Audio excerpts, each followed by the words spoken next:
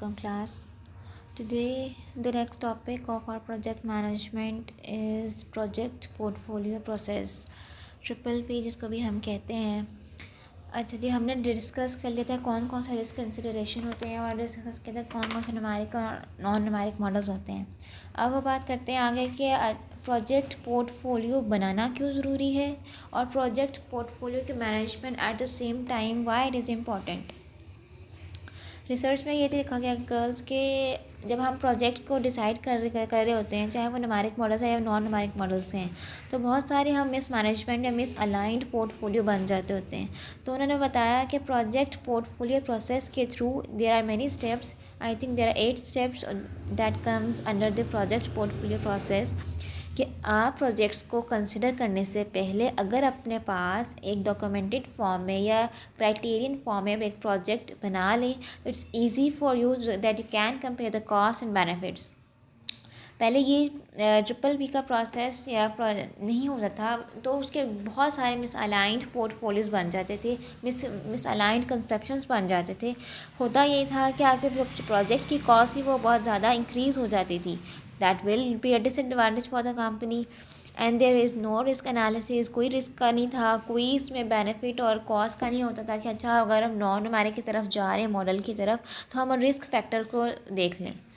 तो बहुत से प्रोजेक्ट्स थे वो without any management, without any portfolio जब वो कंसिडर करते थे तो at the end they faced a lot of waste of money, waste of time and as well as loss of their profits in the projects. तो उस बार इस लिहाज से उन्होंने कहा कि before going to the any project तो आपको ये प्रोजेक्ट पोर्टफोलियो बना लेना चाहिए. अब प्रोजेक्ट पोर्टफोलियो है क्या? It is simply a management, simply a programme management जो आप कंपेयर करते हैं डिफरेंट प्रोजेक्ट्स को एट द सेम टाइम और एक पोर्टफोलियो कायम करते हैं कि अच्छा जी इन पोर्टफोलियो में से आफ्टर डिसाइडिंग हमने किन न्यूमेरिक मॉडल्स की तरफ जाना है चाहे नॉन न्यूमेरिक की तरफ जाना है. Now we have to make a portfolio कि हमने किस तरह से अपना डिफरेंट प्रोजेक्ट्स के ये क्या कौन कौन से स्टेप्स होने चाहिए कि किस तरह आपने एक पोर्टफोलियो क्रिएट करना है. अच्छा जी, सबसे पहले कहते हैं कि इस पोर्टफोलियो क्रिएट करने के लिए you have to take number 1 step that is establish a project council. Project council को हम प्रोजेक्ट मैनेजर ऑफिसर भी कहते हैं, ठीक है, पीएमओ भी कहते हैं हम उसको. इट कैन बी काउंसिल कह लें कि एक टीम बन जाती है प्रोजेक्ट मैनेजमेंट की, उसको हम काउंसिल का नाम देते हैं. इसको लीड पीएमओ यानी कि प्रोजेक्ट मैनेजर ऑफिसर ही कर रहे होते हैं. सबसे पहले वो इस्टेब्लिश करते हैं कि प्रोजेक्ट में काउंसिल उस प्रोजेक्ट की मैनेजमेंट टीम कायम की जाए जिन लोगों ने कंसिडर करना है या उस प्रोजेक्ट को आगे लेकर चलना है, उस प्रोजेक्ट्स को आगे लेकर चलना है. आई एम नॉट टेलिंग कि एक प्रोजेक्ट की बात हो रही है. There are number of projects, 2 से 3 भी हो सकते हैं, 5 से 7 भी हो सकते हैं, 10 से ज़्यादा नहीं होते. ठीक हो गया. एट द सेम टाइम 10 से ज़्यादा प्रोजेक्ट्स एक कंपनी अलाउ नहीं करती या फिर उसके पास इतनी कैपेबिलिटीज़ नहीं होती कि वो 10 से ज़्यादा प्रोजेक्ट्स एक ही टाइम पर कंसिडर करे. सबसे पहले उसमें स्ट्रेटेजिक डायरेक्शंस बताई जाती है कि हमारे मिशन और मिशन स्टेटमेंट क्या कहती है, हमारी विजन की स्टेटमेंट क्या कहती है, आया ये प्रोजेक्ट्स हमारे कंसिडर के अंदर आते हैं, कंसिडरेशन के अंदर आते भी हैं या नहीं आते, are we going following in that direction or not. Secondly we have to allocate the funds in the project council team. जब टीम्स बन जाती हैं then we have to make the different kind of allocation of funds. Allocation of funds में आपके resources भी आ जाते हैं, आपके स्किल्स, आपके सपोर्ट्स, आपकी टेक्निकल टीम सारी आ जाती है कि are they are present in the council और नॉट. नंबर 1 स्टेप ये हो गया. Number 2 step is girls identify the project categories and criteria.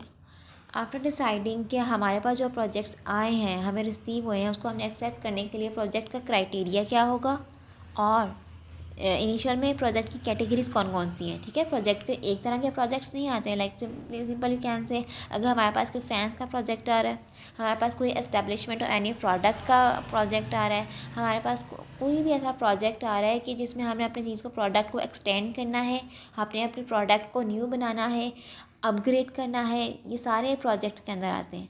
तो इट शुड बी कैटेगराइज कि अब हमारे पास जितने प्रोजेक्ट्स आ रहे हैं उसको हमने कैटेगराइज कर लेना. We have to identify the nature of the project.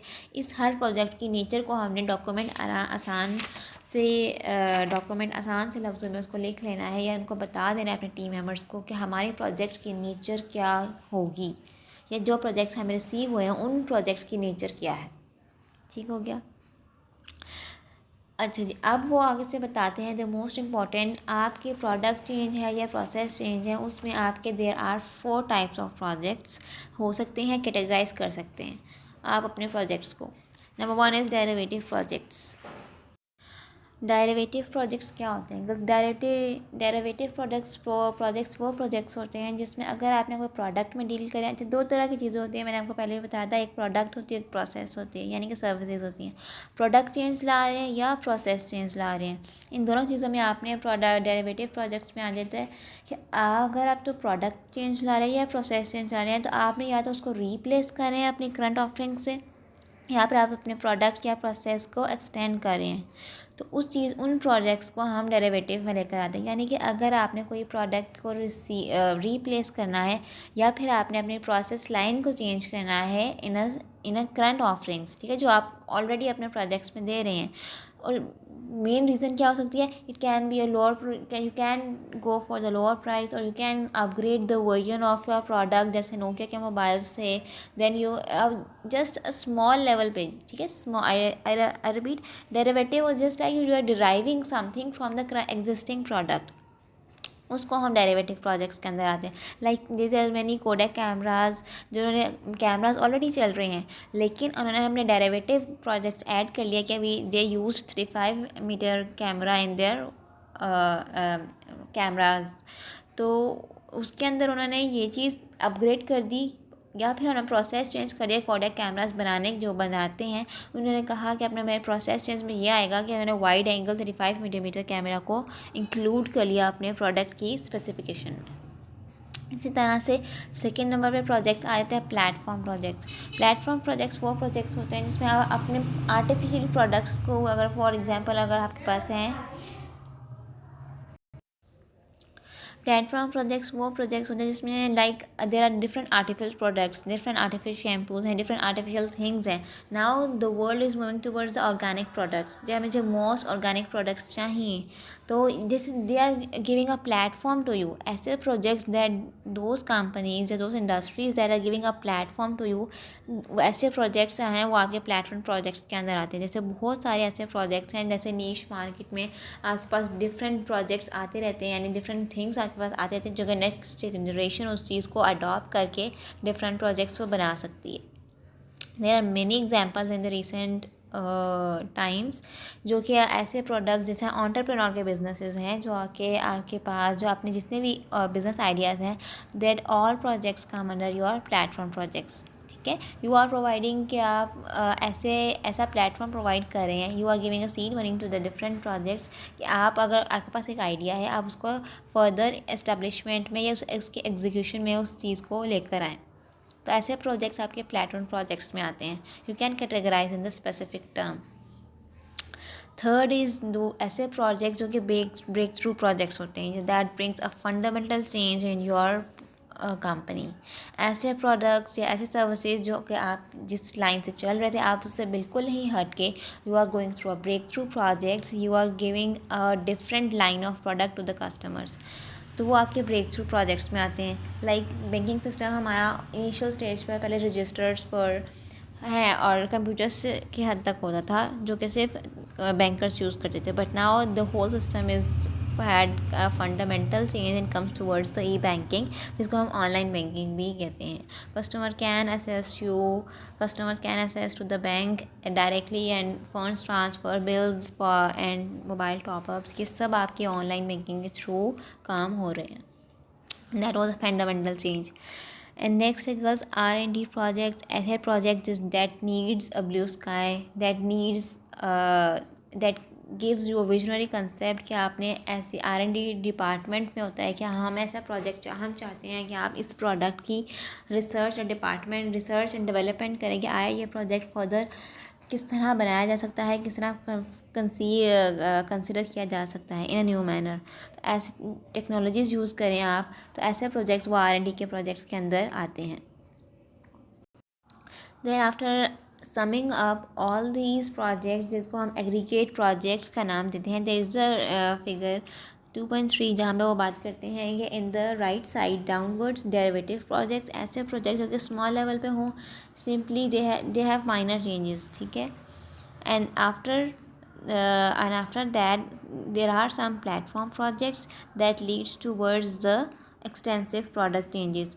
उसके बिल्कुल नीचे ब्रेक थ्रू प्रोडक्ट्स हैं, प्रोजेक्ट्स आते हैं, बिकॉज प्लेटफॉर्म अगर है तो आपके पास people go towards the break through projects largely, they have extensive project changes as compare to the derivative projects, they have minor process changes. ठीक है, प्रोसेस चेंज का मतलब है आप सर्विसेज लाइन की तरफ जा रहे हैं, और ऊपर प्रोडक्ट चेंजेस है, it means you are going towards the product line change.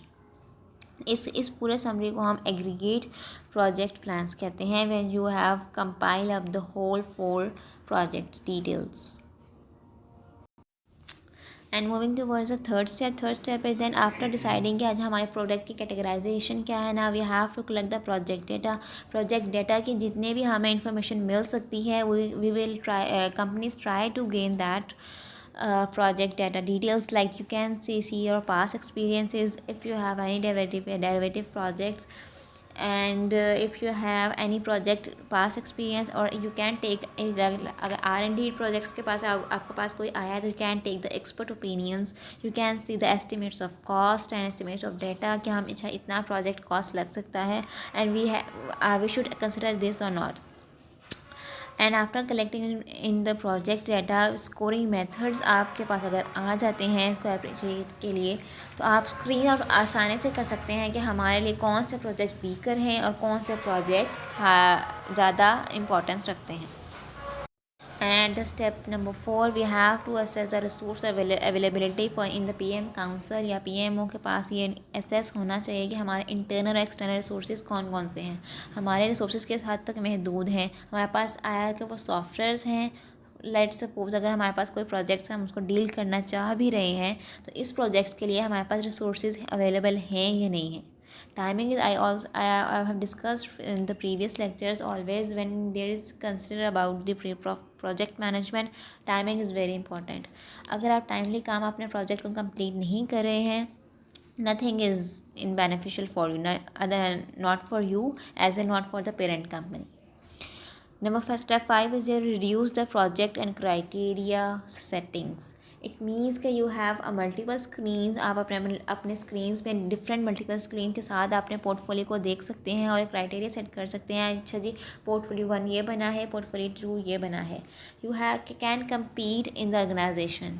ठीक है, ऑनलाइन जो है मल्टीपल स्क्रीन के साथ आपके पास पॉसिबल क्राइटेरिया बन जाता है। अच्छा, आप इनमें से आपने कौन कौन से प्रोजेक्ट को कैटेगराइज करना है, and secondly you have to prioritise the projects with the names of the projects, कि आपने अपने प्रोजेक्ट्स को किस तरीके से डील करना है और किस क्राइटेरिया पे इस चीज़ को लेकर आना है।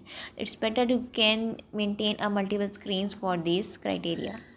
Step number 6 is prioritise the projects with the categories. मैंने आपको बताया कि if you have maintain the scores and criteria, you can multiply with that and you can score each category with these scores and criteria.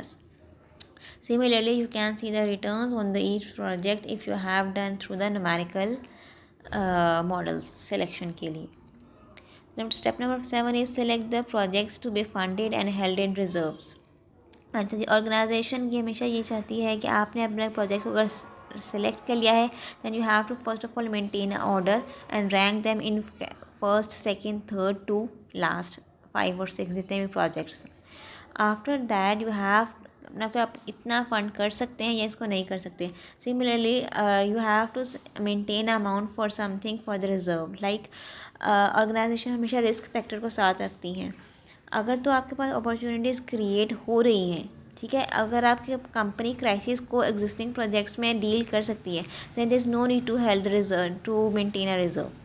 But for the project management company there is a need for the companies to maintain a reserve because आप कि हमारे पाकिस्तान हमारी stability, economic condition ये सब हमारे favour में नहीं जाती। ठीक हो गया।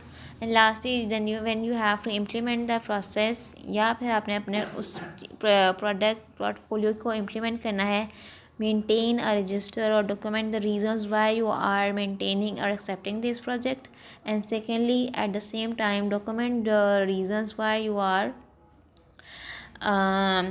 cancel the projects। ऐसे कौन से वीकर पॉइंट्स है जो आपने उन चीज़ों को एक्सेप्ट नहीं किया। इन अ नटशेल मैं ये कहती हूँ कि जो पोर्टफोलियो प्रोसेस मैनेजमेंट जो है वो आपके लॉन्ग रन में काम आती है, कि अगर आपने ये प्रोजेक्ट एक्सेप्ट किए हैं दैन आपकी सक्सेस इस पर डिपेंड होती है बहुत ज़्यादा। Secondly, it is very important कि अगर आपके पास प्रोजेक्ट मैनेजमेंट ऑफिसर है या काउंसिल है तो they should pre plan the project management process, कि आपने डील कैसे करना है, आपने उसको कंसिडर कैसे करना है। बिकॉज इन दे ये हमारी बहुत कंपटीशन चलता है आजकल मार्केट में, चाहे वो इंडस्ट्रीज़ हैं चाहे वो आपकी डिफरेंट कंपनीज अलाई कर रही हैं। There is a competition and it is very important to pre plan the things before.